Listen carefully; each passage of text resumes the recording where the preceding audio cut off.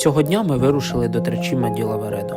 Йдеться про 3 грандіозні скелі, навколо яких пролягають численні пішохідні маршрути різної складності.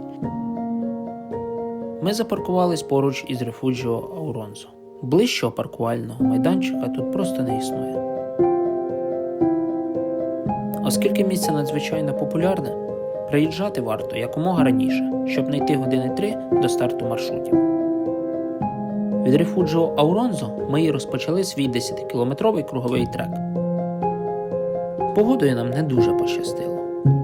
Періодично йшов дощ і час від часу наповзав густий туман.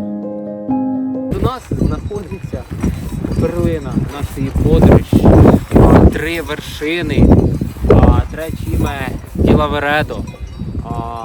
Як ви бачите, які вони захоплюючі, величні, гарні.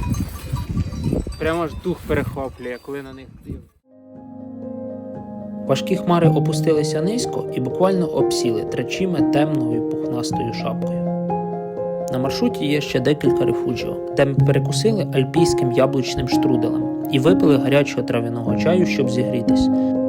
Трошки посиділи в печері з видом на Tre Cime, з надією дочекатись, коли хмара обійде 3 вершини, і ми їх нарешті побачимо. На жаль, цього не сталося, тож ми рушили далі. Завершили ми трек там, звідки й починали, але підійшли до Рефуджіо Ауронзо з іншого боку.